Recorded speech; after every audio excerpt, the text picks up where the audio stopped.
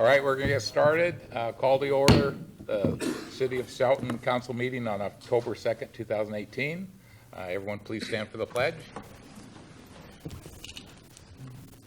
I pledge allegiance to the flag of the United States of America and to the republic for which it stands, one nation, under God, indivisible, with liberty and justice for all. Thanks, everyone. We'll start tonight with a report from Mike Sprowski from representing the Forest Festival on the use of lodging tax monies. Thank you. Thank you, Mr. Mayor, Council. As the report in front of you shows, this grant, the lodging tax money, is a large part of our budget. It gets spent between the operating budget for the logging show, the commemorative program, and then our in-county advertising. And the in-county advertising is, in our paper and then our local radio. This year's event had a pretty good attendance of about 11. We estimated about 11,000 people. Of that 11,000 people, our estimate is that we had about 141 hotel stays. As you know, the weather always plays a big part in this, and Saturday's, the main event was well attended because we had very nice, mild weather. It wasn't too hot, so people stayed, throughout the day, even at the logging show.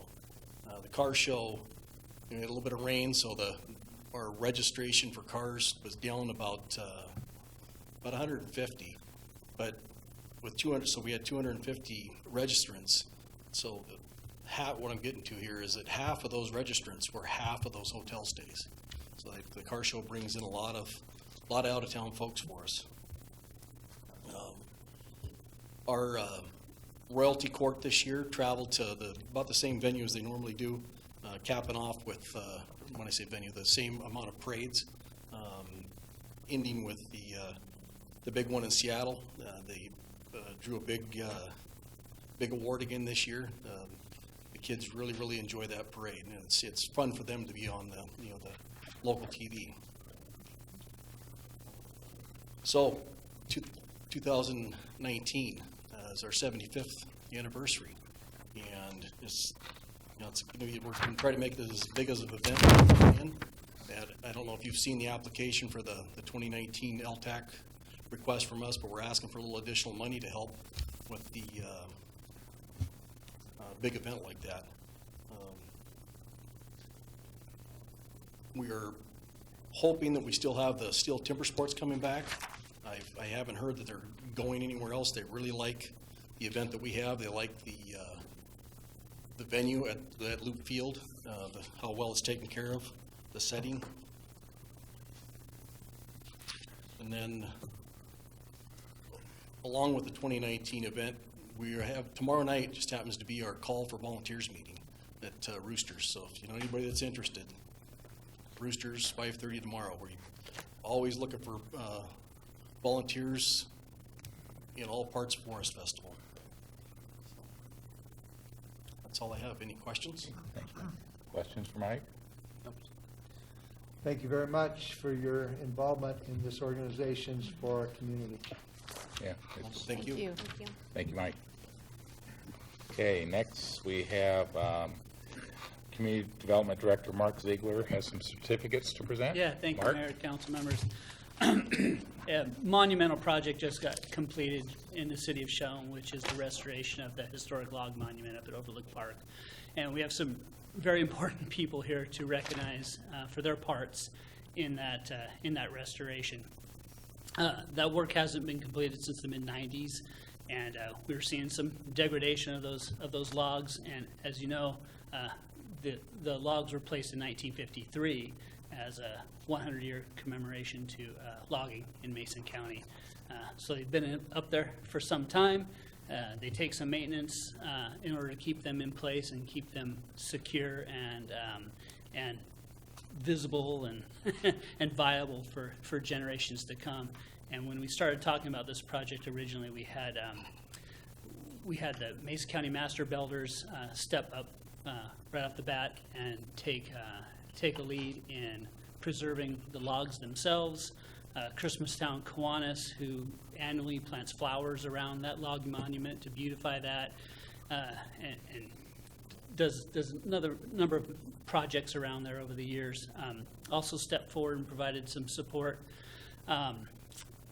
Builders First Source, I always want to say ProBuild when I mention them. Builders First Source provided some materials for that project, and then once we really started looking at it, we looked at the structure itself and saw some deficiencies there back in 1953 when the log was installed. To today's standards, it probably wasn't going to withstand too many more years of the weather and maybe even a seismic event. So I contacted Air Pacific Industries. They jumped on board and really went above and beyond with their work in securing those structures there. So tonight I've got Dan Dixon, Mike DeSeguro, I believe, right? All right. Julie Nichols, Patty Tupper, Leroy Valley, Andrew Spear. With these three organizations, I'd like to hand a certificate off to them and get a photo op, if you don't mind coming on up here, and we'll get that taken care of. This has been a project that was over $12,000 in donations and materials and in-kind services to help restore and preserve this structure.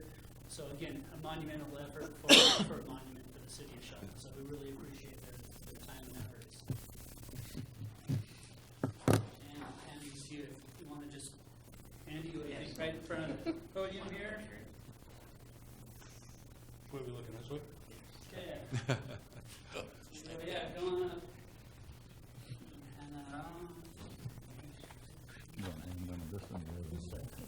And Andrew's the head cheese and Squeeze together. All right. Squeeze together.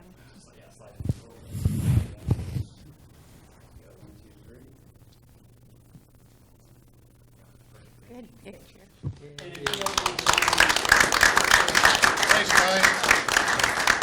The one thing that I really heard from everybody involved was how honored they were to work on the project, and it really took me back because they're donating their time, or their agencies are donating time on their behalf. And Heather Heslop is one of the other people that worked on it, and she's living in Spain now, and she actually did the resurfacing on the structure, and she was up there in July when it was 90 degrees in a Tyvek suit and looked like she just got out of the shower and was sweating, and then Mike and his partner up there that were under the log welding on that thing and making sure they preserved that structure as long as they could. So it's really impressive that the skilled laborers and the people that we have interested in this community that stepped up and helped us out here. So really appreciate it. Thank you all. Can I say something? Go ahead, Kathy. So I always love grassroots community projects. One is the clock tower, how we raise the money for that. And now the log, the money came in. So I just want to say thank you for everything you did to preserve that log. It's been a subject of talk of visitors visiting our town, come down and see that log. So thank you very, very much. Appreciate it.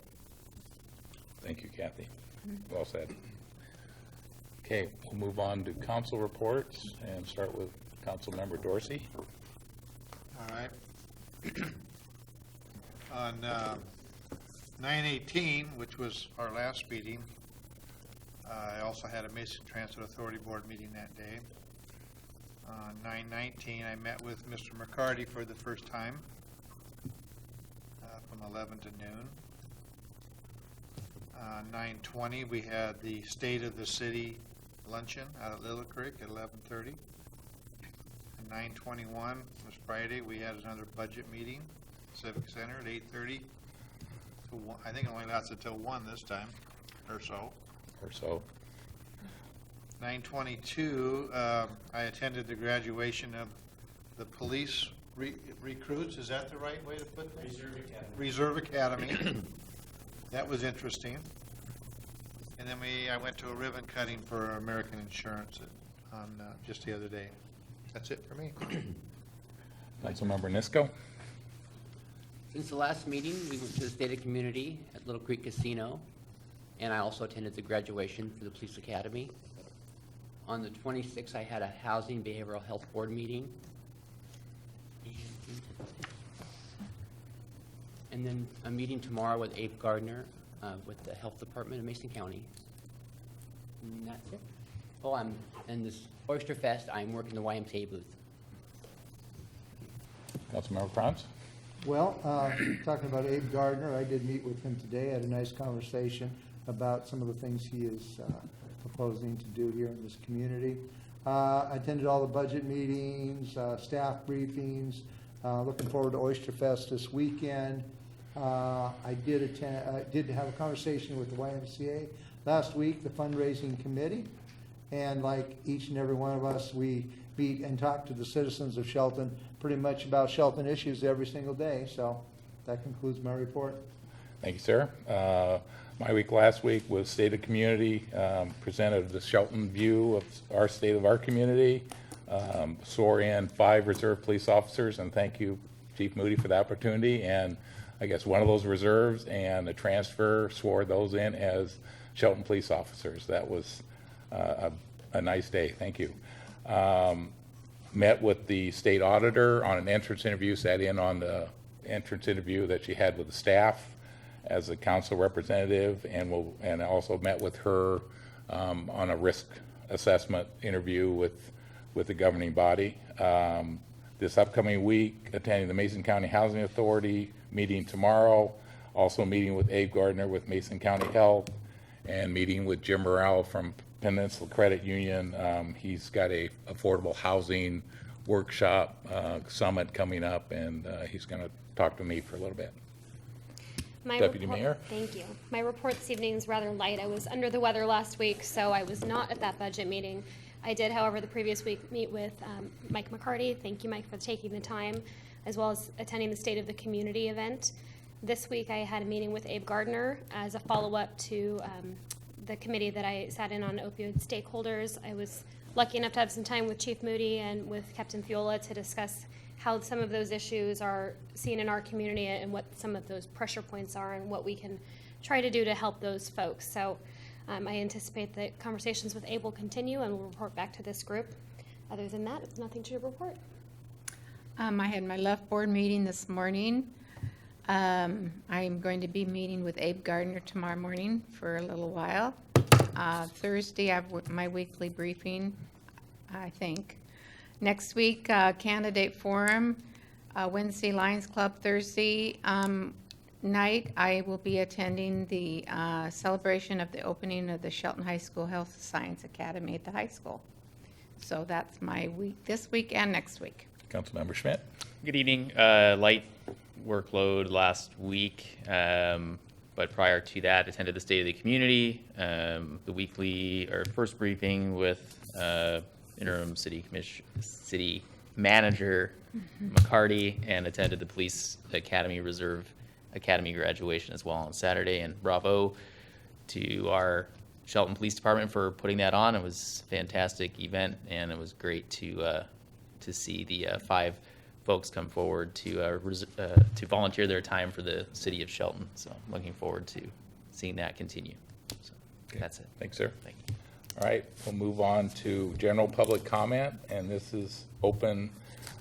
Anyone's signed up. This is covering anything that's not on the action agenda. We'll have time for specific comments on items on the action agenda. So is there anyone signed up for general public comment? Yes, we have Stephen Marler. Mr. Mayor, council members, I'm back again regarding the municipal waste collection requirement in our municipal code. I had a conversation today with the Public Works Director and was told that the death of my mother-in-law did not constitute a special circumstance for which the need for collecting garbage could be eliminated.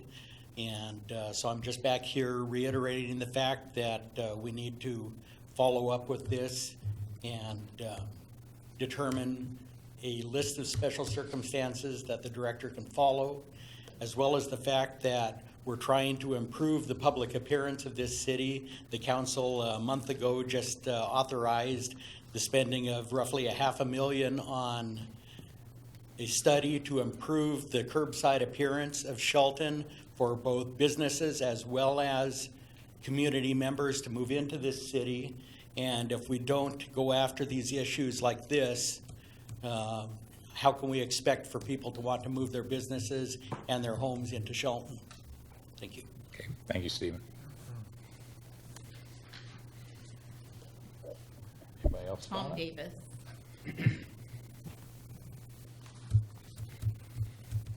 Good evening, Mr. Mayor, council members. For the record, my name is Tom Davis, and as you know, I'm involved with the Ponza Group, nonprofit organization to construct 30 tiny homes for homeless veterans in Mason County.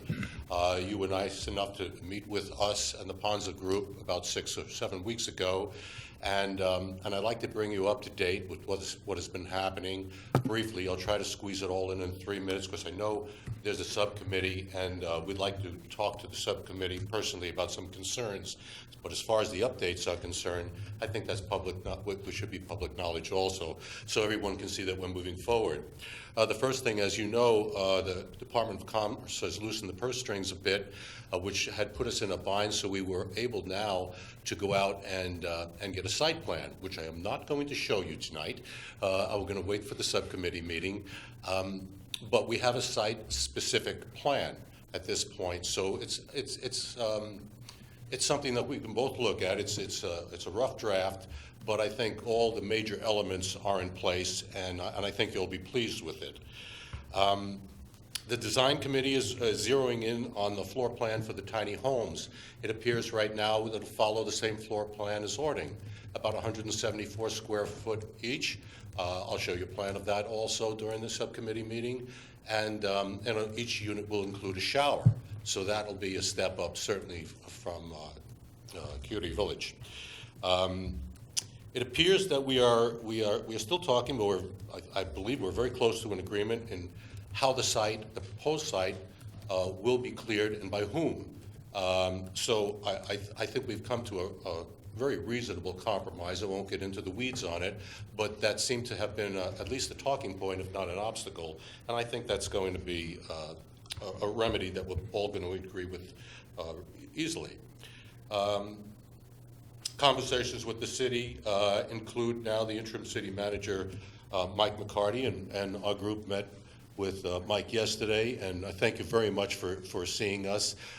We felt that it was appropriate, and Craig felt appropriate also, that we bring Mike into this conversation as quickly as possible.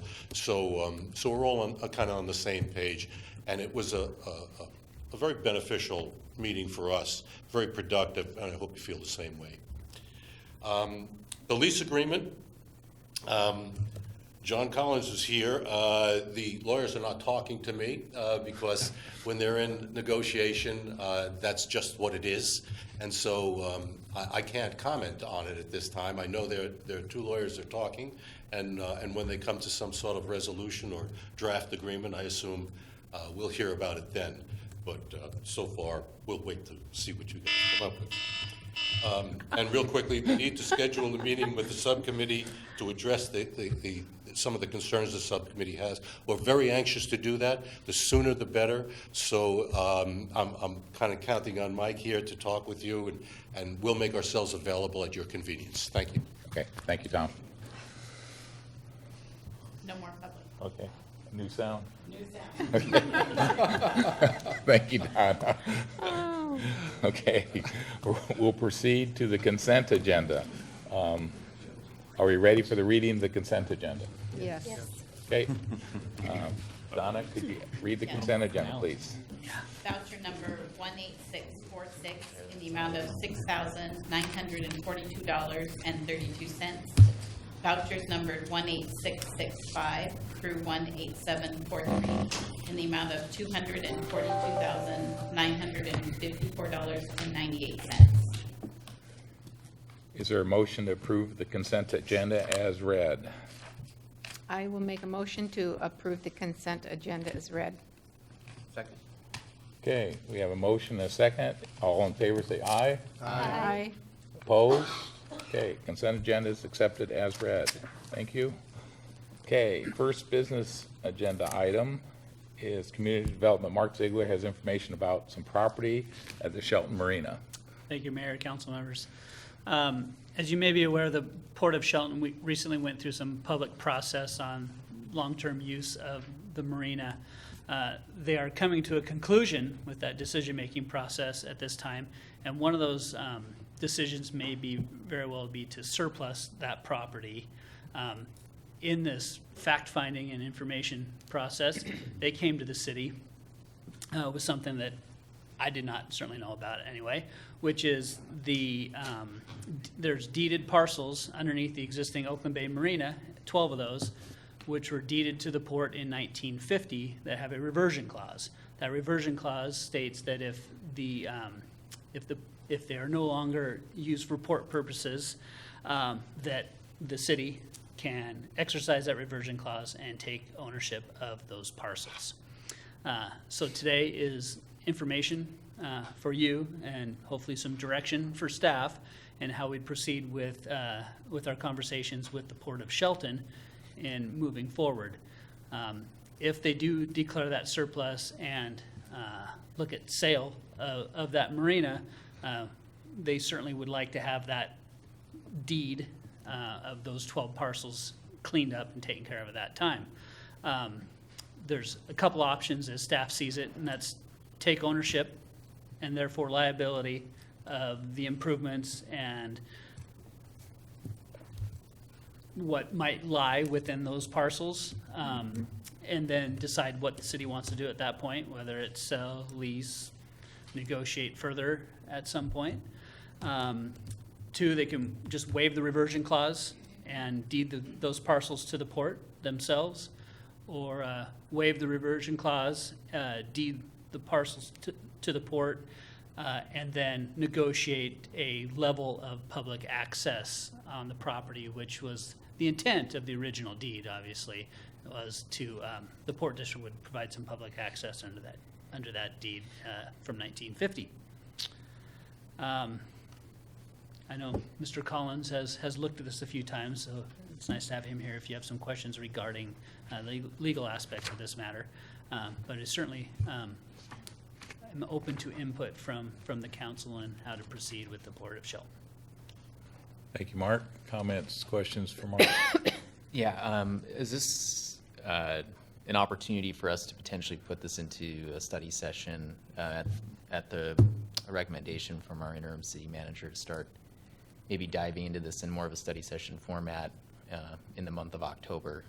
That being said, do you know what the specific timeline is with the port right now?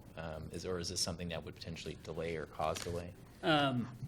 Potentially. Obviously, they're tied to this deed. And they're probably going to have a tough time selling it or doing something with it if that's the direction they wanted to go with that deed reversion clause in there. So they're at the mercy of the city a bit. Okay. How we want to proceed with that, knowing that information is certainly our prerogative. If they deeded it back to us, then you don't have any idea at this point what it would cost to clean that area up, if any needed. There's unknown factors. The parcels are within the tidelands, Okay, so they're underneath the current marina. So in various locations, and they're not contiguous, they're in several locations underneath the marina themselves. So the boathouse is on site on the marina, they fall underneath those in the tidelands themselves. And they're not all contiguous, so it's not one piece of They're just- tidelands, and Okay. there's several in order. And then on the north side, and then there's a few more on the south side where the south dock is located. and right at this point, we wouldn't know what that would benefit the city to take him back, what it would benefit. The benefit may be providing that public access, but there certainly is a lot of liability involved with the improvements that are already on those parcels. Yeah, okay. If the port, we deeded them back to the port and they sold it, could we benefit from the parcels that we deed back to them? Could that be part of the giving it back to them permanently, they sell it, and then we get our That's- share. I think that could be a negotiating piece. The public information that the port has put out recently is that they have a $3 million price tag for repairs and replacement of their south dock. And every indication to us is that any potential sale wouldn't be very fruitful with those, with that liability involved. Yeah. As it is now, that the, most likely, there's not much value there, I guess, in the marina with those improvements that need to be considered. Waterfront's value to somebody. Again, these are within the tidelands. I'm talking about the whole package, you know, they sell the whole package. Yeah. The yacht club, the whole piece is value to somebody. Mark, is the other land around there, is that fee ownership by the port? Some of it is, some is leased from DNR. Okay, but some of it is Yeah. fee ownership by the port. Correct, as well as we do have rights of way. The city has several rights of way that run through the tidelands as well. This will be a separate consideration from the council down the road because it's a separate matter. There's more restrictions on rights of way and whether we can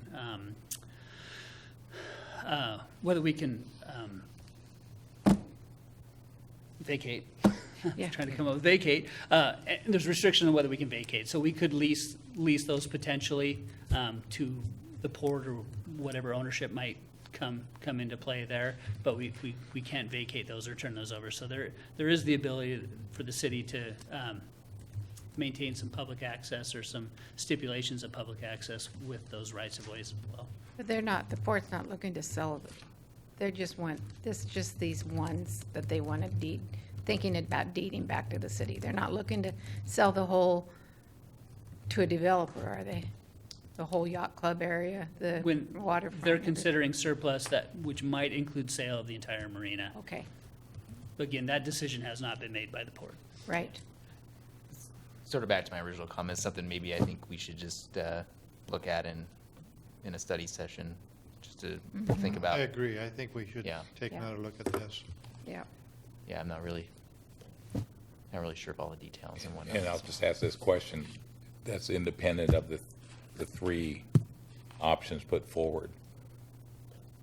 Or is that contingent on selecting one of those options and then have a study session on how to deal, recommendations on what options are included, I think we should meet and discuss, the whole scenario? yeah. Okay. And likely with John, have a more constructive conversation where we can talk about risk, liability, value, et cetera, in that format. If Okay. Sounds good. Then Yeah. we'll plan a studying session to address the whole issue then. If you'd like any further information leading into that, Yeah. please let me know, and I can certainly solicit that from the port. Yeah, So no. you've got everything in Yeah, front of you. that'd be great. I think now that we kind of have those three options, we can ruminate on that a little bit, and if anything comes up. And Mark, one thing that you provided to us previously that might be worth looking at again is the map that shows all of the overlapping property lines within that Absolutely. area, because I think it shows how this decision may affect future decisions. Certainly. Correct.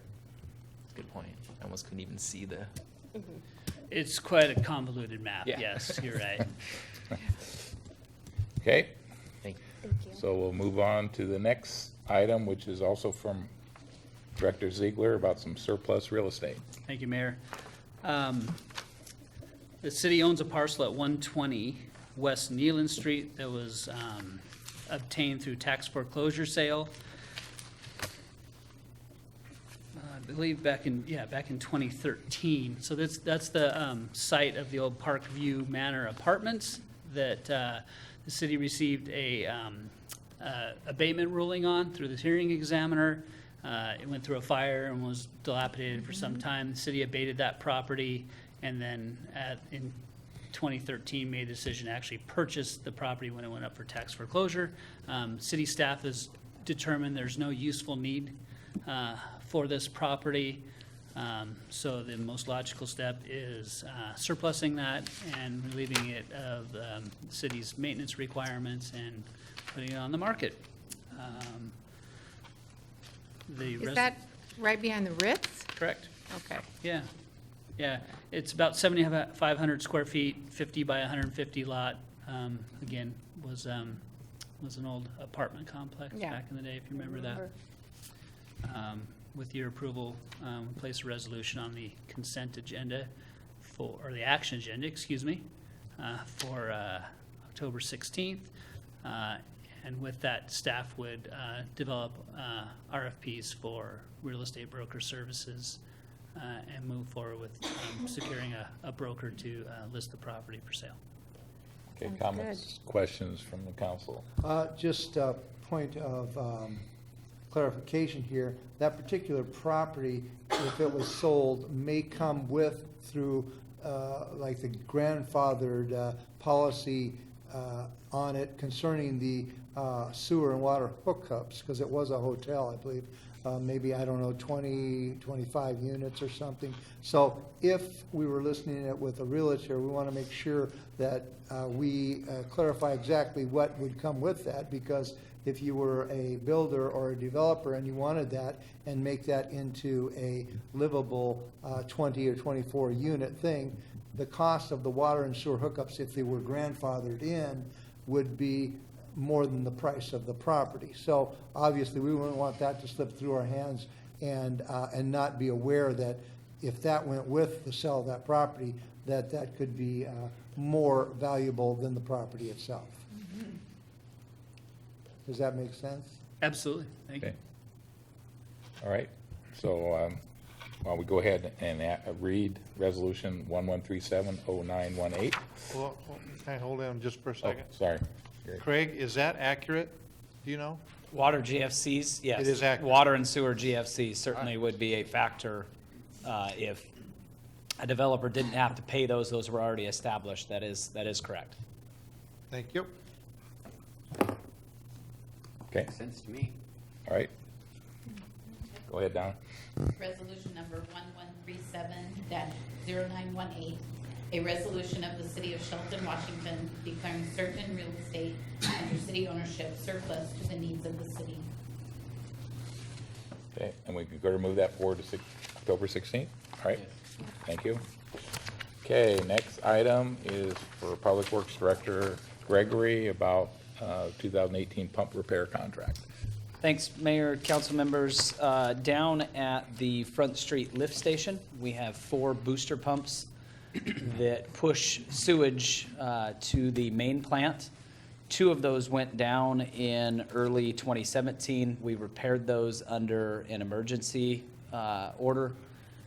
Because we knew that the other 2 of the 4 were failing, these are not readily available. They take some time to get.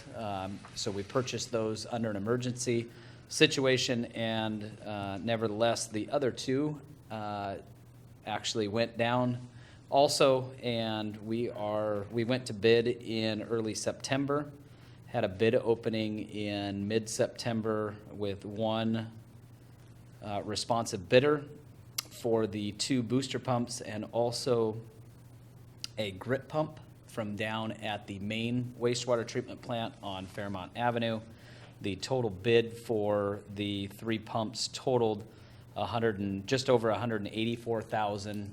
With that being said, the 2 main booster pumps ended up at about $160,000, at about $80,000 a piece. You can understand how expensive those are. Luckily, with our insurance, we do have coverage on all of our pumps with those failing, and we do have a $10,000 deductible on each pump for a total of $30,000 in deductible. So we will continue to work through that process if we move forward with this fix of the pumps to make sure that the insurance gets all of the information and we get paid for the repair of those pumps.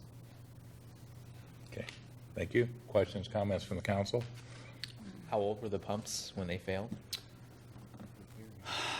Those pumps are about 10 years old.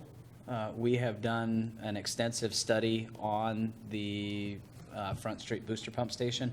Those should have not failed in that time period. We have had PUD out to make sure that we had clean power going into the booster pump. At this point, it looks like it was a grounding issue. There's a ball bearing, a very large ball bearing that sits on top of the pump that ultimately ended up looking like a manufacturing issue, but after 10 years, they were not under warranty still. But they have done a coating of that ball bearing now that is supposed to alleviate the issue without totally coming up with a solution to what the problem was with all of the booster pumps. That is with the help of a consultant and several engineering groups, the best that we could determine that that ball bearing was going to ground. And with the new coating on the ball bearing, we don't anticipate having an issue in the future with these. So my next question will just be, is there a typical preventive maintenance that gets conducted on these things, or? Yes, on a monthly and then annual basis with a further inspection of all of those, as we do with all of our pumps. So you would, by inspecting them then regularly, it sounded like these weren't inspected regularly. This is not something that we could have foreseen. This is a very large ball bearing that is embedded in the actual pump. Oh, you So can't just there- go in and. It would take disassembling the entire Okay, pump to all right. get to it, to see if you had any scarring or anything Okay. on that bearing. So it was not something that we would normally inspect Okay. for. That would take a professional to come in and actually tear those pumps We don't down. want to do that. But yeah, so not something that would be under normal Oh, maintenance. okay. I got it. You don't know. I seem to remember those pumped for 40,000 each. Actually, they're about 160,000 each brand new, 80,000 to repair. And we had insurance on the last two that, That's correct. Yep, that we have worked through and gotten reimbursement for. And insurance. Okay, a couple questions. Well, we need to have backup pumps. The insurance you reference is known, it's not an estimate, is that correct? That is correct. Okay. And then- we have worked through the previous pumps and gotten reimbursement for those. Okay, and then the one bid, is that due to the uniqueness of the pump? Exactly. Okay, It is. It's a very specific pump and not a lot of manufacturers and folks that can actually rebuild those. So yes, you are exactly correct. okay, all right, thanks, Frank. You're Any questions? All right.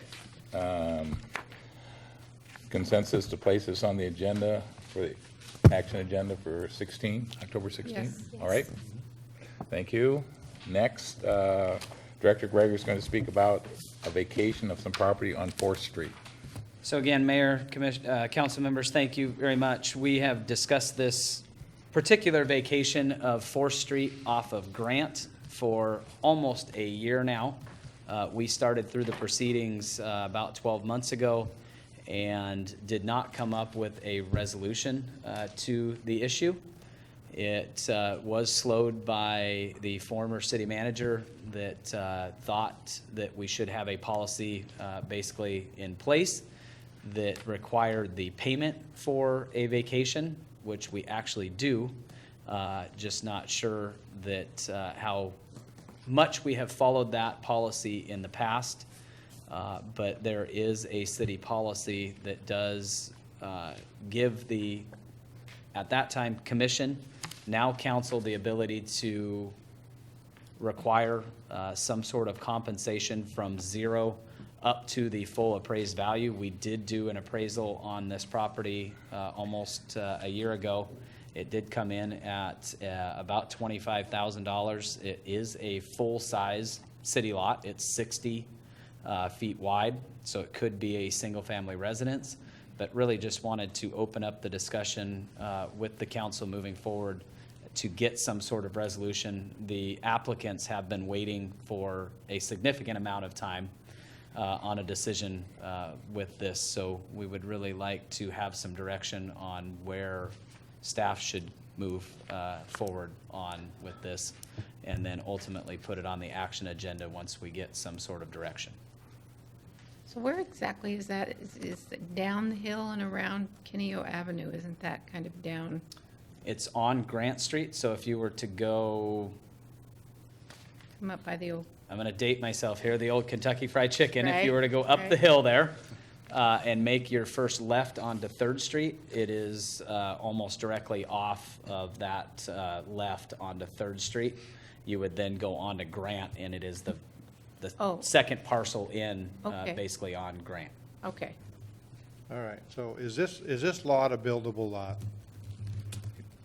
In your opinion? It has a lot of, Park. a lot of issues with it. It's on a very steep, critical slope. I had a conversation with Mark and Jason in planning today. It's on a critical slope that is defined within the comp plan and has several issues with it. So without an actual geological study on the property, I'm not sure that it's buildable. That is debatable, but ultimately, without having that study, that is really going to be up in the air. Could it be a park? Well, it looks like, to me, it looks, well, over here it says about half the portion of the property is level at street grade, That's correct. partly cleared and seeded terrain. And you look at this photograph with this RV sitting there, it's pretty flat right there. It appears to me that possibly they might want to build an RV carport, but who knows? That is what the applicant has expressed to us, that is the intent. And that was a stumbling block that we had almost 12 months ago, was the requirement for a geo report. And that did delay things somewhat of the discussions of whether that was going to be required or not. And I think certainly through planning, and maybe Mark can speak to this, I think it would certainly be a requirement, especially being defined within our comp plan as being defined as a very unstable slope, and also being at a slope of steeper than 30%. So I certainly think with the way Jason explained it to me today, is basically what, without a geo report, would be, is you take the size of the slope, the distance to the bottom of the grade, and basically lay that flat on the parcel, and that would be the setback. That is a very steep and very deep grade. So with that requirement, likely it would extend all the way out to the street. So without a geo report, it wouldn't be buildable. The setback wouldn't be able to be met.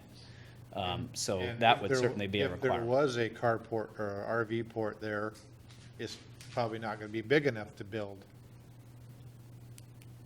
It depends on the geo report. Yeah. Yeah, okay. Is there a canyon? Because there could be a minimum of, depending on what they do find, the minimum setback is 10 feet from that slope. Correct. So if somehow, some way, an engineer could sign off on that and say, yes, that slope is stable, maybe some different foundation requirements, that footing requirements that may be met, there is a possibility that they could have some sort of building on that parcel. Would that geo report be our responsibility or their responsibility? It would not be the city of Shelton's responsibility. It would be the applicant's after, if and when we move forward with a vacation, then they would have to come in and apply for whatever they are going to construct, and then we would review through not only building planning, but also Public Works on what the requirements would be for moving forward with that application.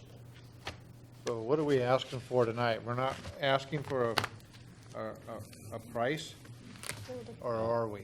Are we asking us to? Councilmember Dorsey, I'm really just looking for, after Okay. almost a year, just really some direction of how we move forward with this and discussions on this, and really just open it up to the council to get some sort of resolution to this, so that Greg, we've had this on our plate for quite some time. I have a question about, since it's a vacation, there are some specific rules regarding vacations that it basically defaults to the two adjacent owners, or, I mean, we talk about it being a lot, but can it be a lot? Because it's a vacation of a right-of-way. Isn't there some rules that say that basically it can be owned by the two adjacent owner, or multiple adjacent, whoever the adjacent owners are? Yeah, there are actually 3 adjacent property owners. There is 1 to the west, 2 to the east side of that. But yes, through RCW, If you vacate it, technically it would go to, if the adjacent property owners wanted it, it would go to the adjacent property owners. Okay. And compensation, if any, were required, that would be split evenly between the abutting property owners.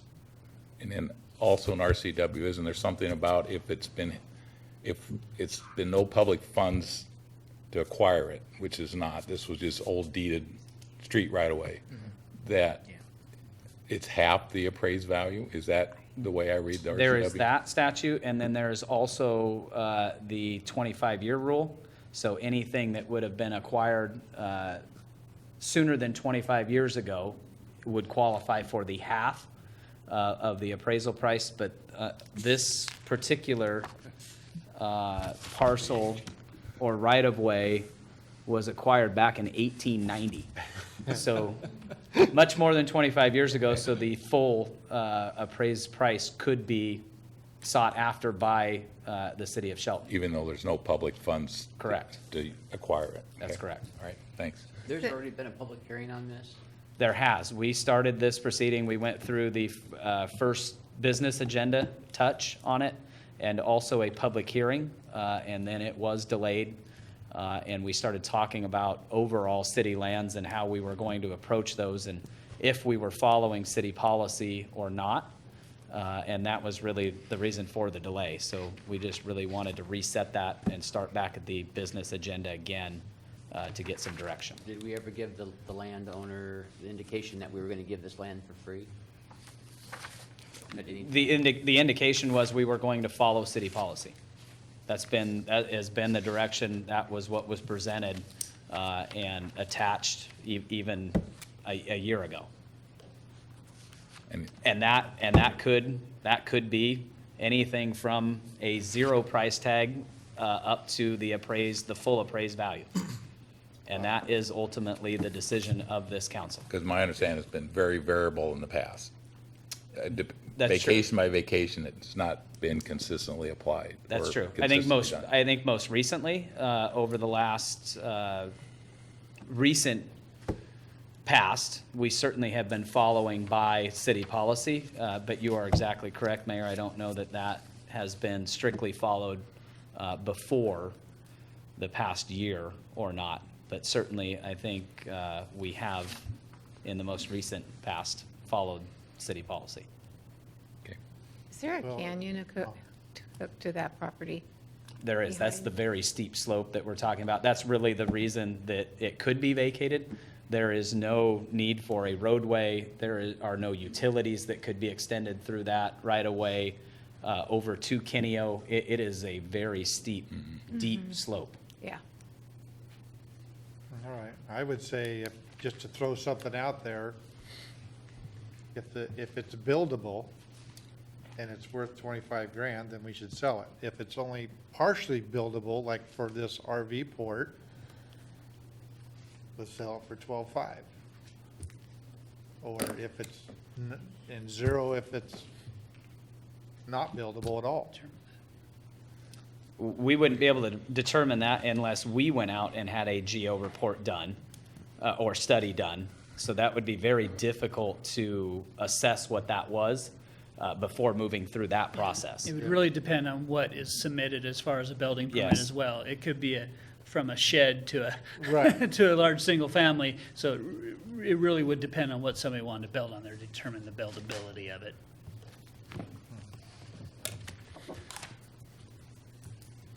Can we add this to that council session that we're gonna have,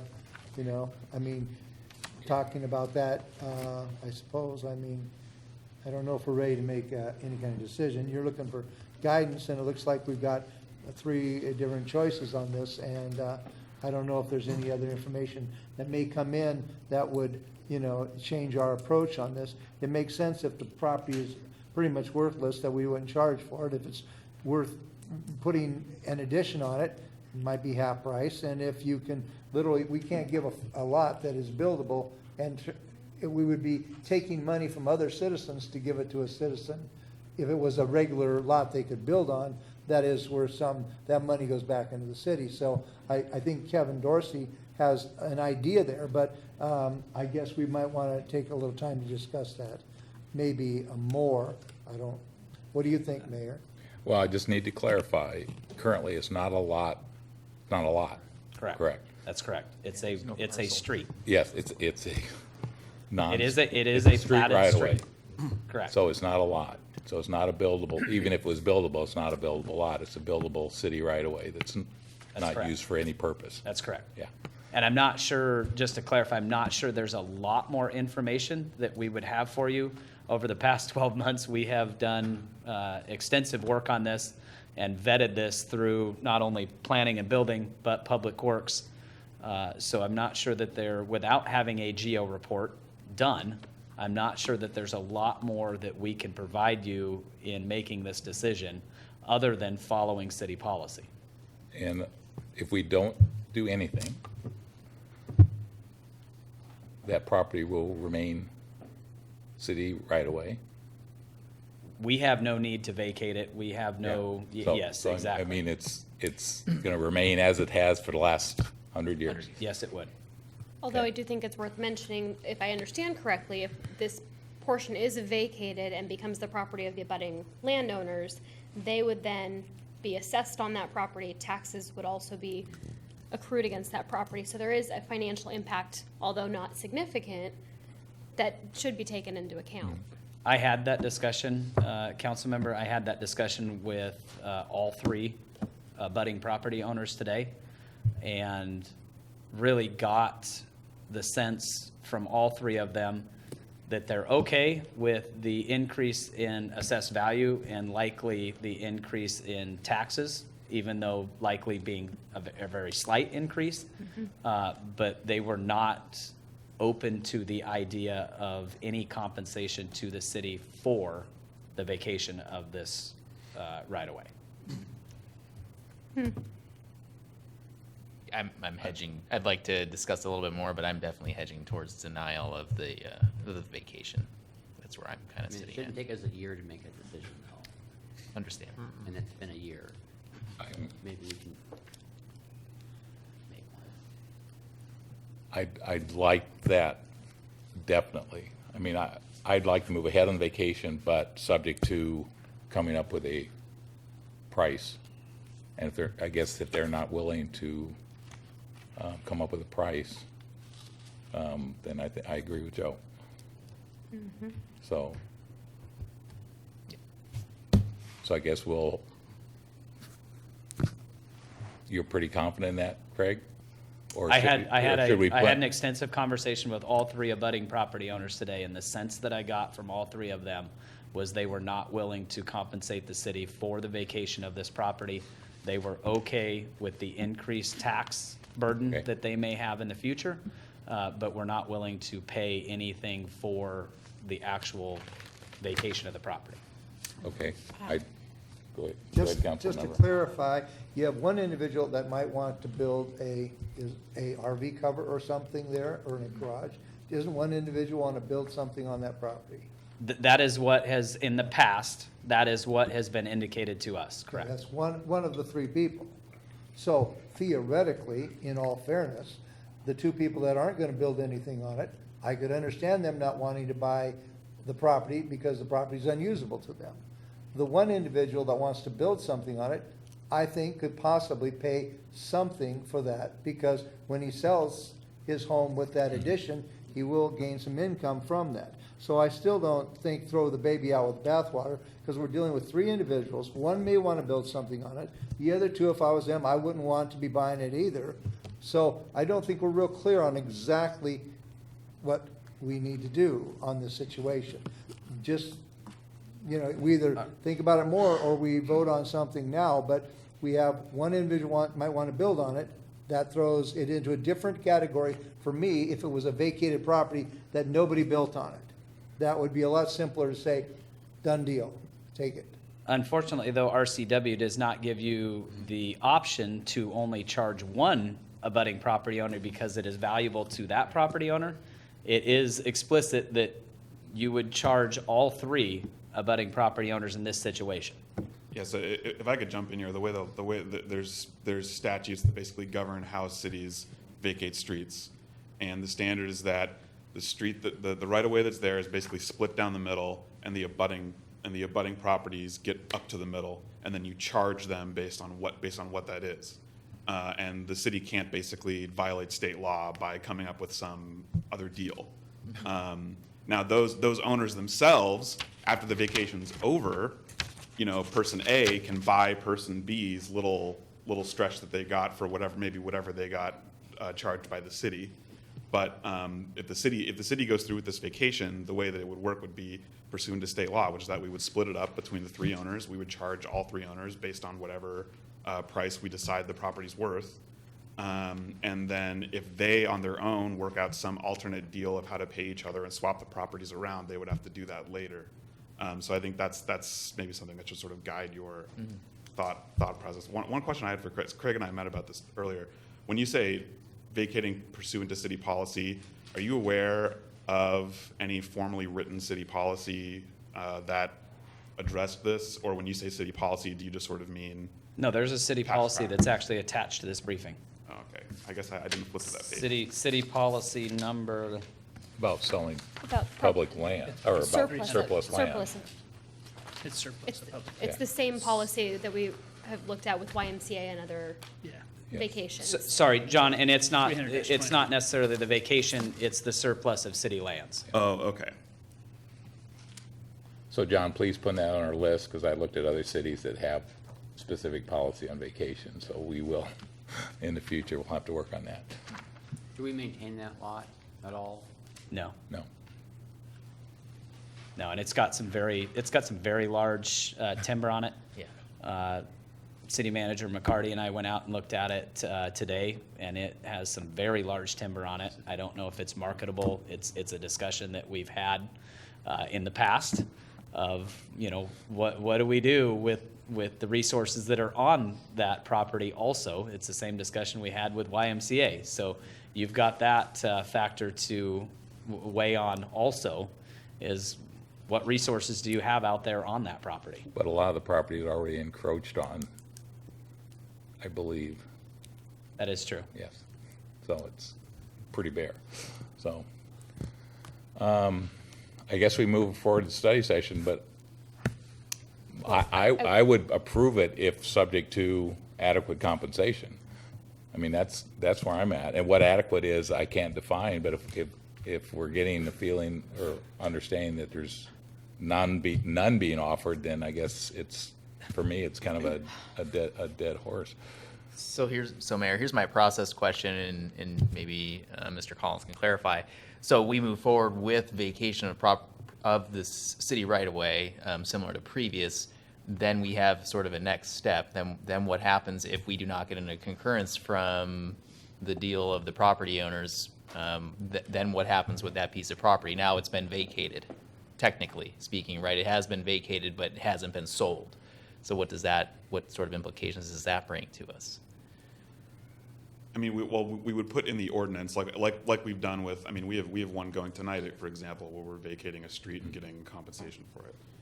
You put in the ordinance that it's essentially contingent on receiving the value, and then you cite the state statute that allows the city to charge for it. And then basically, you know, the vacation isn't triggered until we get compensated for the land. Okay, so simple. And it wouldn't be executed until it was recorded. Right. And we have actually one vacation that is out there right now, Railroad Avenue, that we're waiting on a executed building permit before we actually record that vacation. Okay. Right. Yeah. So simple enough then. If sale goes through, it's vacated and moves forward. If not, it reverts back. So I'm comfortable with that. Okay, we have to come up with a number. What's the number?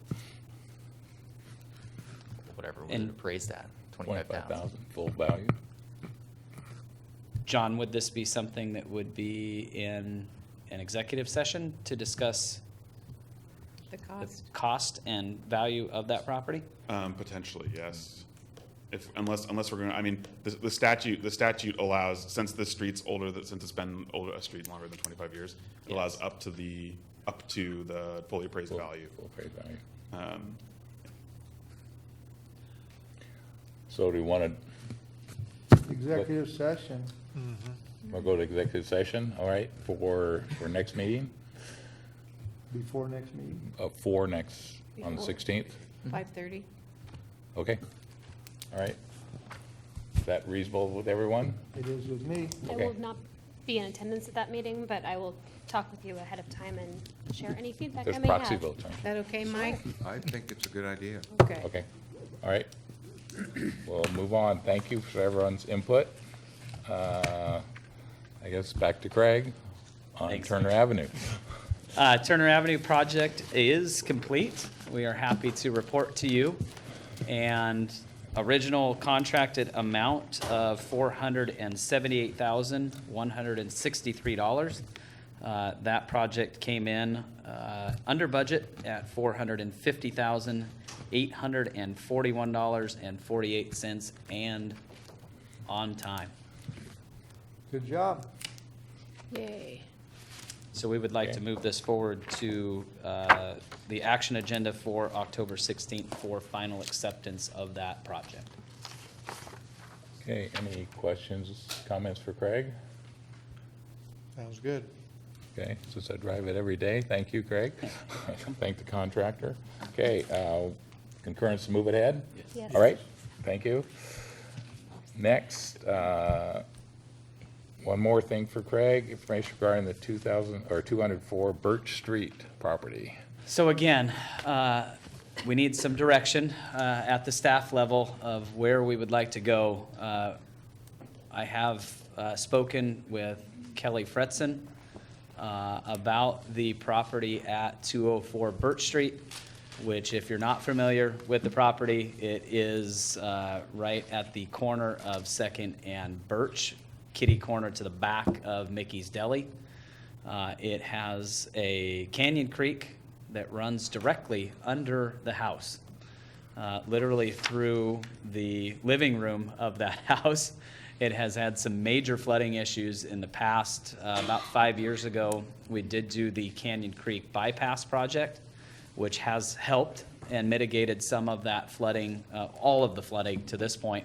Over the past couple of years, though, I will point out, Kelly does have my cell phone, so I hear about when we get close to flooding and go down and check that out. So we have not had any in the past 5 years, but over the last couple of years, with more development up in the Capitol Hill area and obviously logging further out towards the headwaters of Canyon Creek, we have been very, very close to flooding. Even with all of as much of the water as we can divert down the Canyon Creek bypass, we have been very close to flooding again, and we have provided some pictures of what that has looked like in the past. You can see the amount of water that we have had down there and the amount of workload that we have had down there trying to protect those properties.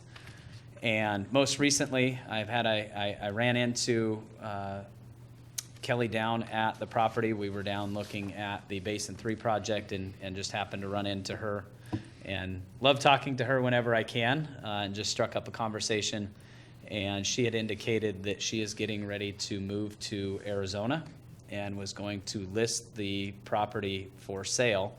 And that was where we really started the conversation of, is this a benefit to the city and the stormwater fund? And I have to really reiterate that this is a storm fund, would be a storm fund purchase or project ultimately, because it does fall within the stormwater parameters. So we struck up a conversation about what that looks like. She did indicate to me that she had had a market analysis done on the property about a year ago. I did provide you a copy of that, and also the former stormwater study that was done down in that area. And by no means am I telling you that I would recommend moving forward with this entire study.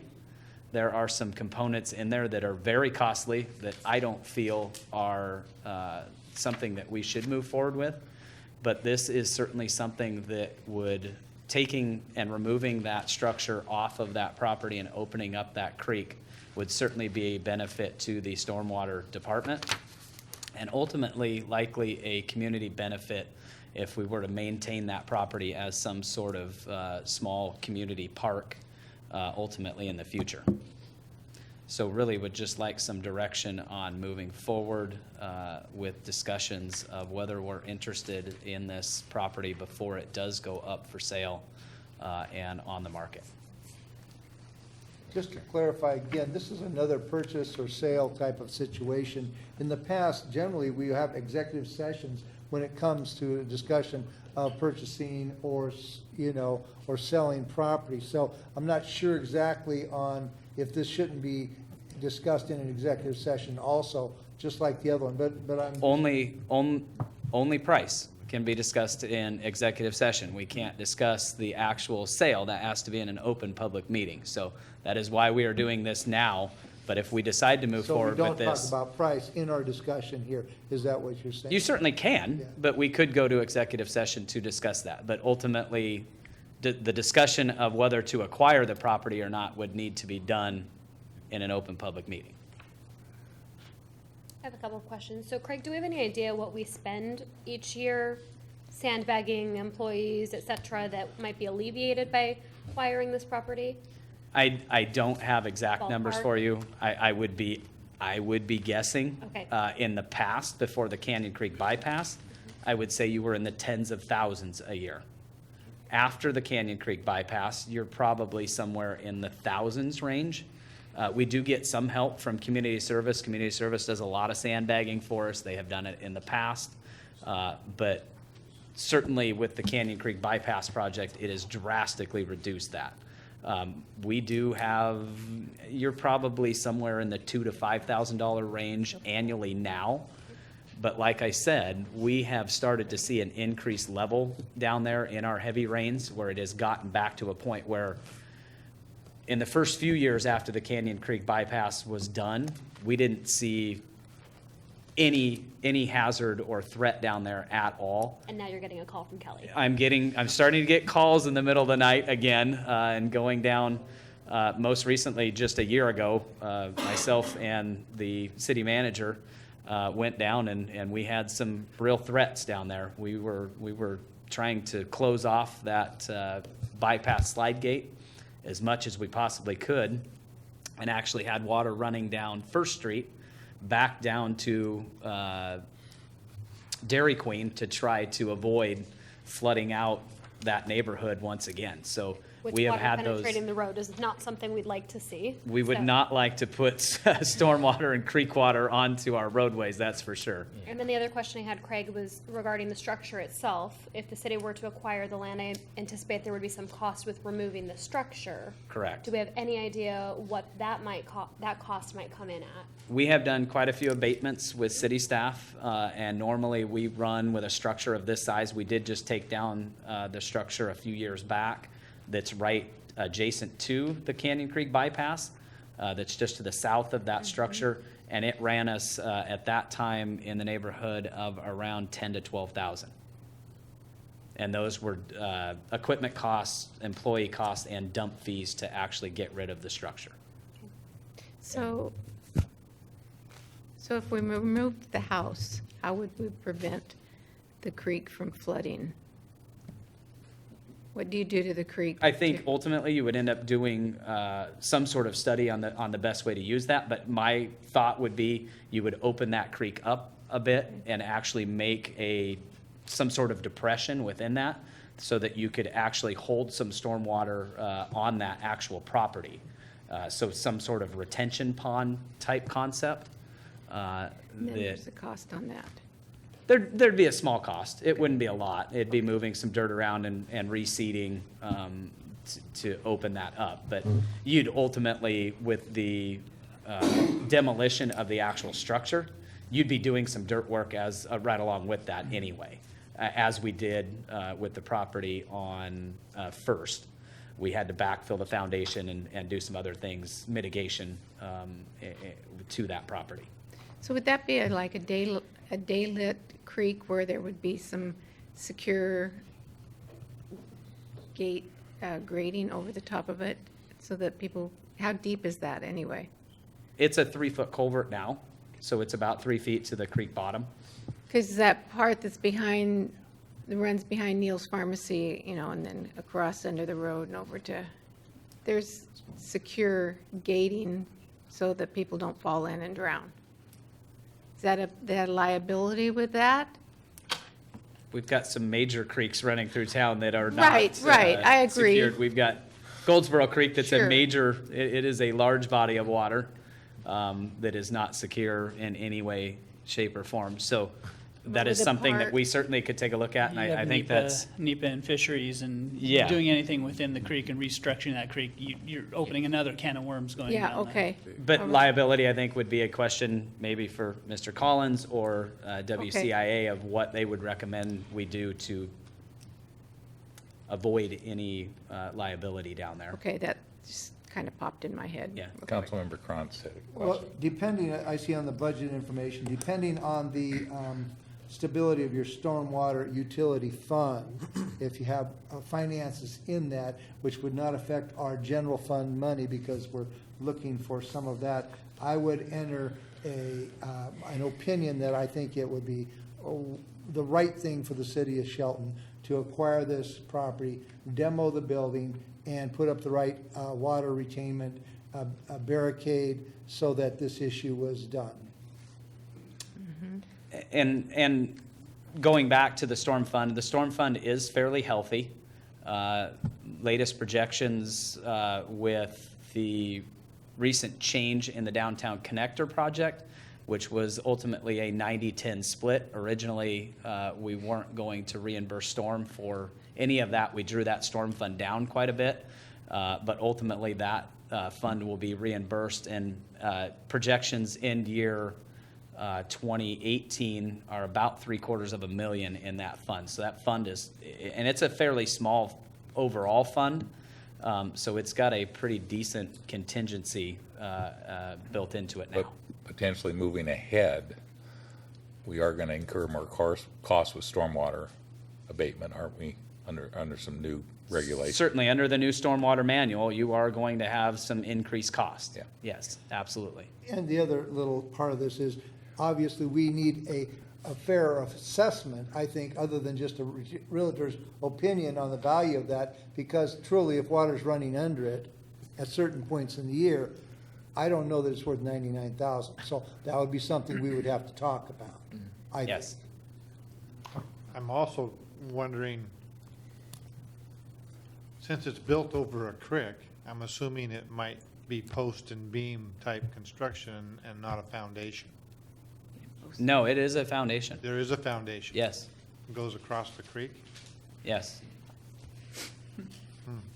Foundation is in pretty rough shape at this point.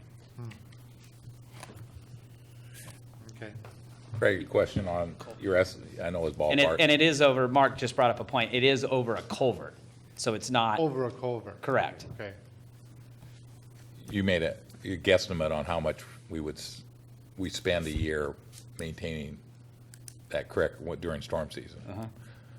If this house goes away, we would still incur those costs because there's still houses that are in hazard zones, correct? Or would that be completely mitigated, or at least significantly mitigated by removing this house? I don't think you can completely mitigate that because you still have obstructions downstream. You still have, that goes underneath a roadway. Right after it goes under this house, it's piped under the roadway of Birch Street. So you're not going to ultimately completely fix the problem. Certainly having some sort of retention for stormwater down on that property would certainly help the situation. It is not going to alleviate every issue and problem that you have down there with stormwater. We have creeks running through downtown Shelton. It is a problem, and it's always going to be a problem in heavy rains. Well, I hear we should move this also to executive session on the 16th to consider acquiring the property. Is that Yes. what I'm I hearing? think Okay. that's what we should do. What do you? Everybody concur good with that? Yes. Is that, Yeah. Price of the property. yes, Right. yeah, agreed. Thank you, Craig. Okay, you're welcome. Okay. Is that enough direction for now? Yes, sir? it is. Okay. Thank you. All right, on to the action agenda. First up is Director Gregory is going to talk about joint venture for the adoption of the solid waste comprehensive plan. So about a month ago, we did present this to the council, and there were a few questions that came out of that meeting. We went back and answered those. I think both of them came by you, Mayor. It was the hauling contract portion of the comp plan. And that is, to answer that question, that is contracted through RDC Republic. RDC Republic ultimately ends up subcontracting with LeMay Services for the transport from the transfer station down to the rail system down south. And then RDC Republic rails it over to Eastern Washington. The other question was in the revenue portion of the comp plan. It showed a section on page, I believe it's 120, actually 118. It shows a revenue We have a 118. of refuse tax / Shelton. And we went round and round trying to figure out what this was. It's in the amount of $60,000. Ultimately, Bart Steep from Mason County actually answered this question for me. It's not actually the city of Shelton. They consider the Ells Hill transfer station the Shelton transfer station. So it's the refuse tax that they get for any of the self-haulers bringing trash into what they consider the Shelton transfer station. That's where that Thank you for utility or clarifying refuse tax actually comes from. Okay. So I think we answered both of those questions. If you have any more, I certainly can try to answer those. But this is a great joint venture that we didn't spend any funds on. Ultimately, Mason County took the lead on this along with Mason County Garbage to complete this. And really, ultimately, the city just needs to have a representative sign off on that. Okay. Anyone sign up for public comment, Todd? No, there's no public comment. Okay, questions, comments from the council? No. Okay. Do we have a motion? I move to approve the adoption of the Mason County Solid Waste Comp Plan and authorize the Public Works Director to sign the letter of concurrence. Second. Okay, we have a motion to approve and have Director Gregory sign the comp plan. Those in favor say aye. Aye. Opposed? Motion passes. Okay, next, back to Director Gregory for present an ordinance on the vacation of Govey Drive and Mountain View Drive.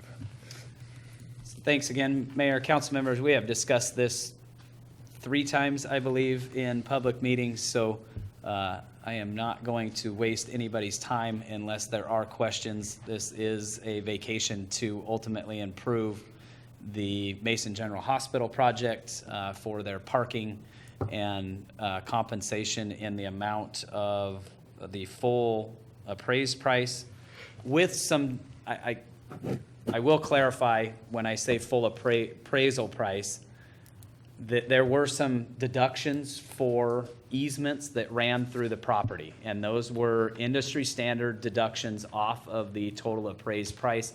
Those easements for utilities will stay in place. They will not be building any structures over those utility easements. So that was the reason for the reduction in the overall appraised price. But that ultimately ended up coming in at $140,000, which Mason General Hospital has agreed to pay that full appraised price of $140,000 for the vacation of Mountain View Drive and Govey. Okay. They'll be using that for a parking lot, right? They will. Okay. And ultimately, that would be going back into the general fund. Streets. Yay, sweet. Correct. Right. So, Donna, any? No public. Okay. Questions, comments from council? Okay. What did you just say? It would go back in the general fund? General fund streets, transportation. Streets, Correct. okay. Okay, if there's no questions, I'll ask for the second reading of ordinance 1928-0818. Ordinance number 1928-0818, an ordinance of the city of Shelton, Washington, vacating Mountain View Drive and Govey Drive. Do we have a motion? I move to adopt, where is it? Ordinance number 1928-0818, an ordinance of vacating Mountain View Drive and Govey Drive. Second. Okay, we have a motion to adopt ordinance 1928-0818. Those in favor, aye. Aye. Opposed? Ordinance is adopted. Next, back to, see, now I know why our meetings go so long.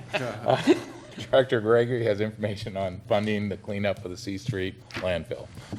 So, Mayor, council members, I am happy to present to you tonight a grant from Department of Ecology in the amount of $600,000. From Department of Ecology, our portion of that would be 25%, $200,000 for a total of $800,000. And this is not the largest grant that we have ever gotten, but I think I'm most proud of this grant just because it took us so much work to get this one through. We went from the guarantee that we were getting funding for C Street landfill to we were so far down on the list that we would never get funding, and ultimately ended up working with the folks from Department of Ecology and built some great relationships as we were doing that and working through that process. Many trips over to Department of Ecology talking about the need for the continuation of the cleanup of the C Street landfill, and ultimately coming through with some funding to get that done, and keeping our ratepayers from the burden of paying for the cleanup of that. So these funds should, with the latest projections, get us through not only the remedial investigation, but the actual cleanup of the C Street landfill.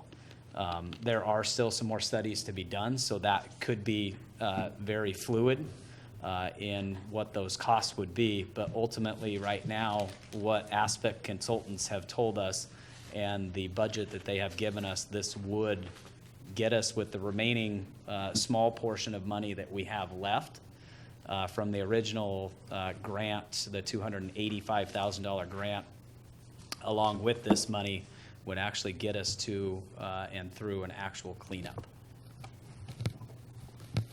Well, it's always nice to hear that we got another grant. Question, or, excuse me, has anyone signed up for public comment? Okay, thank you, Donna. Now, council, questions, comments? Look forward to moving this forward. Yep, getting it done. Okay. Nope. Councilman Yeah, I just Franz? wanted to let everybody know that, you know, Craig Gregory has done a phenomenal job. I mean, literally, and he won't take credit for it, very humble man, but he's done a phenomenal job for the city of Shelton in obtaining grant money. I just tell you, he is the best there is, and I greatly appreciate what you've done for the city of Shelton. And those trips over to Department of Ecology and all that stuff, these grants aren't free, and they require years and years of hard work and building relationships, and you have done a phenomenal job in that area. Thank you. Thank you, We do Councilmember thank Krantz. you. Appreciate it. One question, Craig. Yes. We've had public comment on this. Is there going to be a final, either feasibility study or plan published? As soon as the remedial investigation is Okay. finished, There we will will be a- certainly publish that and what that cleanup will consist of, and then we'll move into that cleanup stage. But until we get through the actual remedial investigation, we won't be able to come up with a plan of how to, if it's ultimately a capping of that C Street landfill or whatever the cleanup is, we won't have that until the remedial investigation is done. And there's still a bit of work to be done on the remedial investigation. We're monitoring gases, in-ground gases. The groundwater wells have been drilled and being monitored. So there's still some ongoing study. So as soon as we do get that remedial investigation finished up, and hopefully that'll be done within the next about 12 months, we'll have an actual plan of how to move forward and actually clean up the site. Okay, so you're still thinking that plan is still 12 months plus It is. out? It's Okay. still a ways out. All right. There's some stuff, there's some things that just can't be rushed when you're monitoring groundwater and gases that you're trying to find boundaries of. And there's a bit of work to be done still. All right, thank you. Yeah. I Okay. know, I know that we had talked about, when this first started, that Goldsboro Creek would be tested to see if anything had come down the hill into Goldsboro Creek. Is that still happening or not? Well, Is that's there- done through the groundwater wells and to see where the limits of the leaching have gone. Okay. And I think we've found what those limits are, and Okay. especially to the south, the Goldsboro Creek direction. Mm-hmm. They have drilled wells out there to find outside of the limits of the leaching so that they don't have any gases or contaminants in the ground. And I think they've found those limits to this point. So they know what the extent of the actual cleanup footprint is. So are we worried about Goldsboro Creek or not? No, absolutely not. Okay. It is not, that, if you've been up there, you'll see that it really sits in a bowl. Mm-hmm. And the contaminant footprint really is contained within that large depression, that bowl area. Right. And we haven't seen anything get out of those limits Okay. through the monitoring. So we're pretty happy about, and that's really ultimately why the actual cleanup cost that's estimated at this point is so low, is that the activities that have taken place over a number of decades up there have actually really helped out, and the garbage that is actually in that site is very old. It's already broken down for the most part. It doesn't have any methane gas coming off of it. It's a fairly old site, so there's not a lot of mitigation that needs to go into at least what we've seen right now. And like I said, that certainly could change. Stay tuned, because one small thing that pops up could add, hundreds of thousands to millions of dollars onto a cleanup like this. So I would caution with saying that we're done with this without having the remedial investigation finished up. So we'll ultimately wait until that's done before we actually have a cost to the cleanup. And the Indian Nation, they're satisfied that Goldsboro, that the testing as far as Goldsboro Creek is clear? Because I know they run their salmon wheels in Goldsboro Creek, so they're, I haven't had this conversation with them. Okay. Ultimately, the conversations that we had recently are in-stream flows, and they're more concerned about in-stream flows than what we've got at the C Street landfill Okay. at this point. So all right. All right, do we have a motion? I move to approve the C Street Landfill Remedial Action Grant Amendment Number 3 and authorize the mayor to sign Amendment Number 3. Second. Okay, we have a motion to amend the C Street landfill grant agreement. Those in favor? Aye. Opposed? Okay, motion passes. On to our interim city manager's report. Mike? Thank you, Mayor Rogers, council members. Well, it's been 2 weeks and 2 days. And as I've mentioned to some people, you hear the term of a newbie being, feeling like they're drinking out of a fire hose. I feel like I've been drinking out of a fire hydrant, running full steam ahead. But in all honesty, it's been a very enlightening couple of weeks. As I mentioned last meeting, a lot of things are the same, and very, very much is different here in the city. And I just want to share with you a general observation. You have a great staff here. You gave credit to Craig, with regards to his ability to ferret out and obtain grant funding.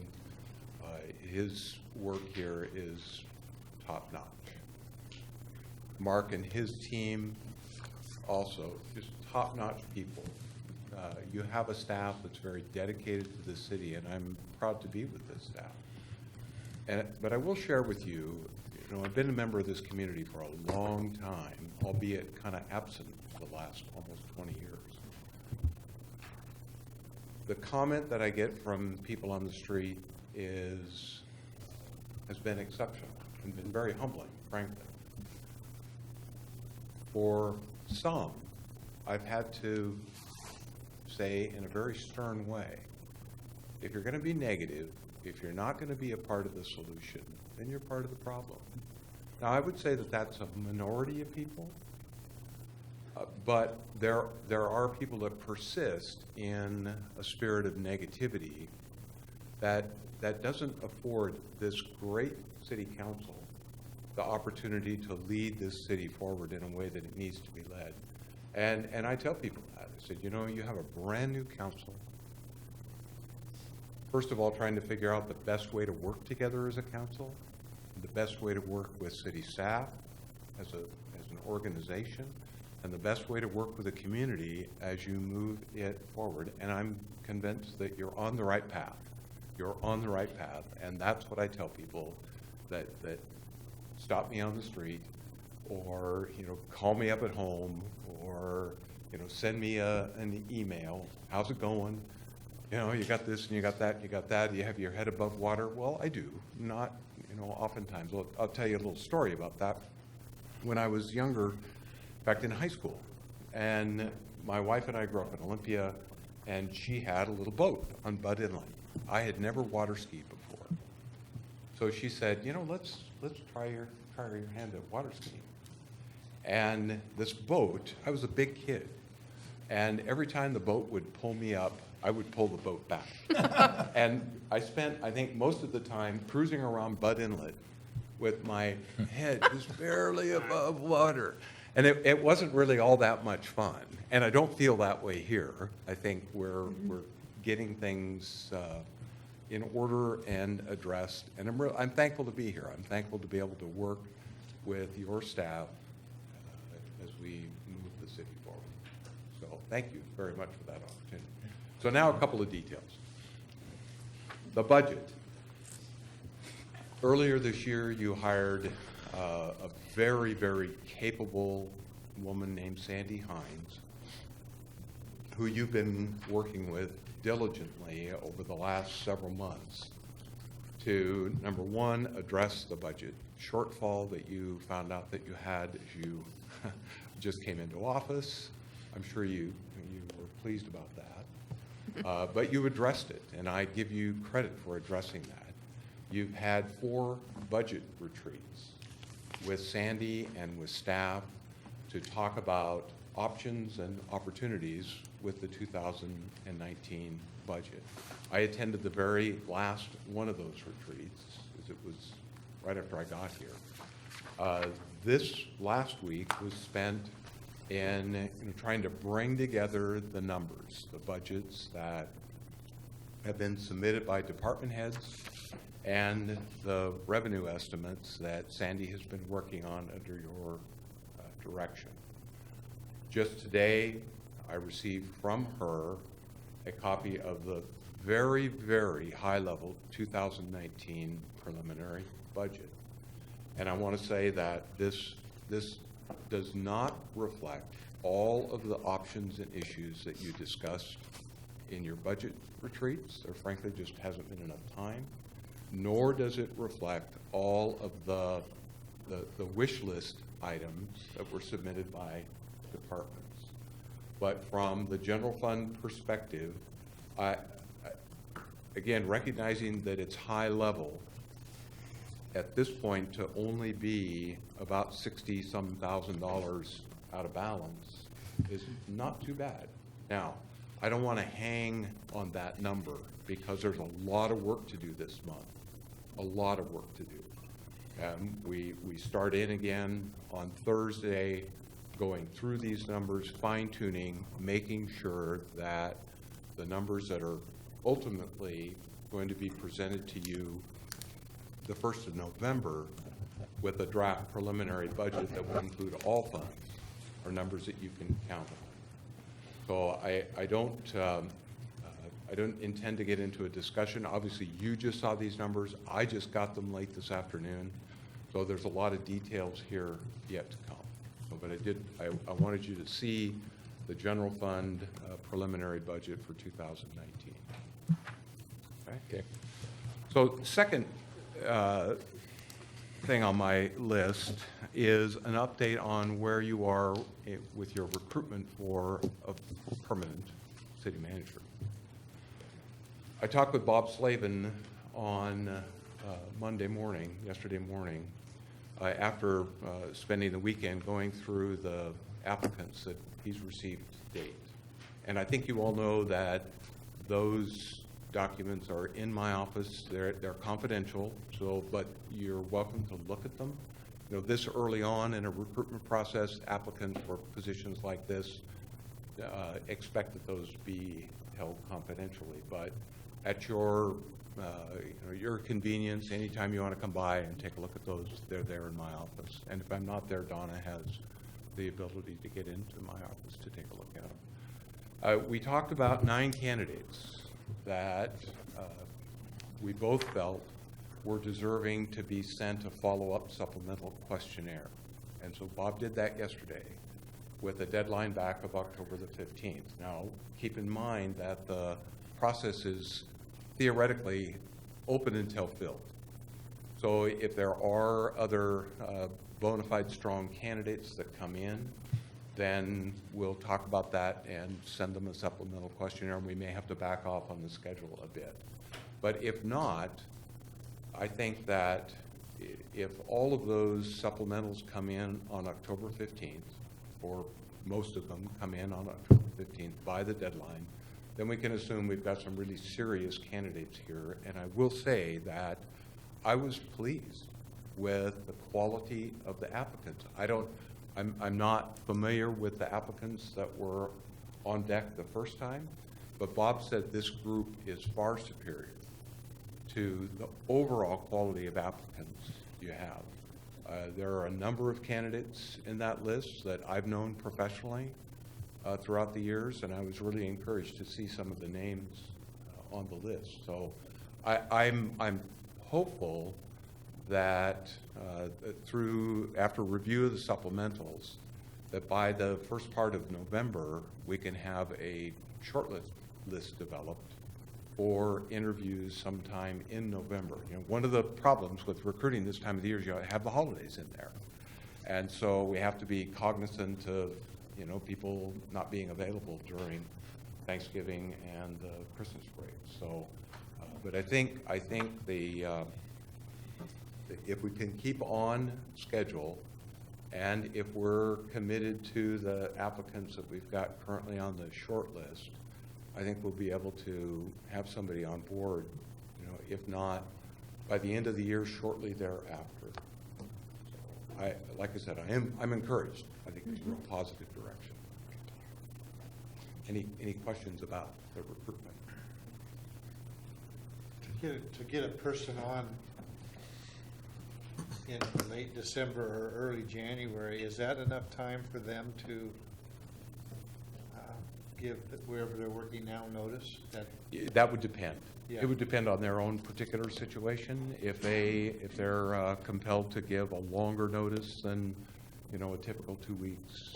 Plus, it would depend, I think, on location. And if you select somebody from out of state that's got to incur travel costs and got to move a family out here, that could make a difference as well. So, okay, that's an unknown. Okay. A couple of times in the course of the meeting, the concept of study sessions has been brought up, and I think that is a subject for its own study session, frankly. But I would like to have a special meeting with the entire council next week at a time that you guys decide, because we have at least one issue that would require executive session discussion on labor contracts. You have 3 labor contracts that are up the end of the year, and we need to talk about direction and parameters on negotiating those labor contracts. I also want to discuss with you, and this is not an executive session item, but I do want to discuss with you some thoughts and get some direction on the 3 open positions that we are currently trying to fill: the city clerk, the HR director, and the combined assistant city manager finance director. And I have some thoughts, particularly on the ACM finance director position, that I am compelled to share with The other thing that I want to discuss in the study session, and it actually mentions study session, is the council protocol manual that I know was on your agenda back in June. And you took action on changing the meetings, but the protocol manual in its entirety is still on the table, as I understand it. And I think this is a very important document going forward, particularly with a new city manager coming on board, so that he or she is confident in their working relationship with the council, the protocol and the relationship building that this manual suggests. So I'd like to discuss that with you as well. And I think last but not least, in my former employer, the Association of Washington Cities, I know that many of you went to the AWC conference in June, and I hope you found that helpful. They annually do a series of regional meetings, and I think you may have seen information on that in your inboxes. I know there's one this week in Port Orchard. There's also one in Tumwater on October the 22nd.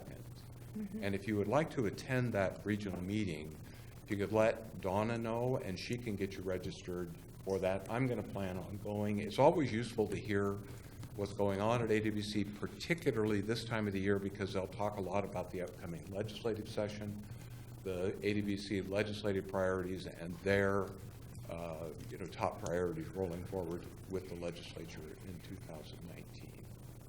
So if you do decide to go, let Donna know. She'll register you. Let me know, and we can carpool. Yep.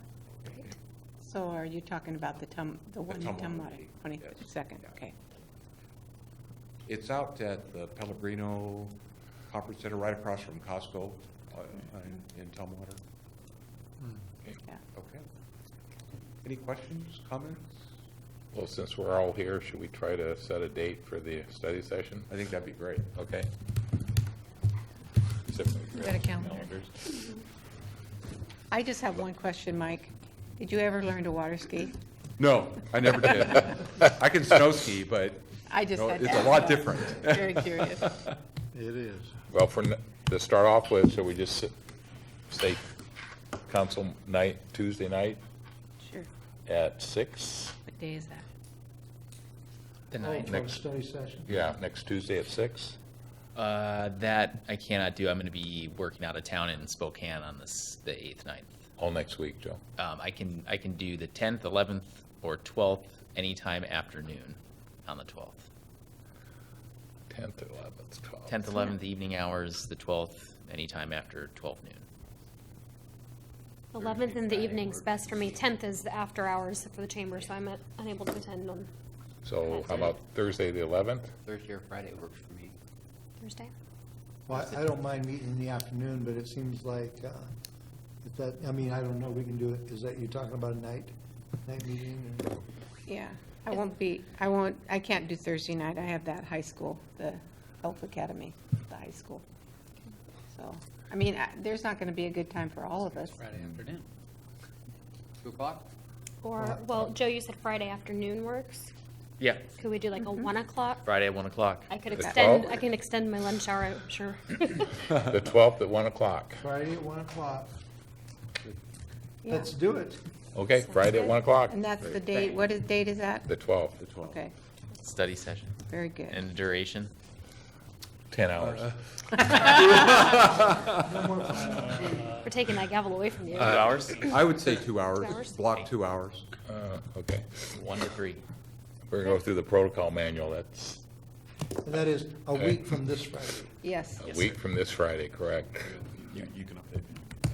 We'll all study the protocol manual Have it memorized so we between can now go and through. then in order to make the most efficient use of those 2 hours. And Yeah. if you do not have a copy of it, just let me know and we can get you a. And there has been comments provided. Hopefully you've got Exactly. those. Yeah, Okay, yeah. all right. Actually, that being said, can we just get that re-emailed? Yeah. Since there has been changes since last review. Okay. Just whatever the latest version is. I can That'd do be that. Sounds fantastic. good. Do you want the markup version as well as a clean? Yes, track changes. Please and thank you. So anything else for the good of order? That's all I have, thank you. Okay, so we've come to the end of the agenda, so our next meeting will be a study session on October 12th at 1 o'clock. Regular session will be next Tuesday, October 16th, so we're adjourned tonight.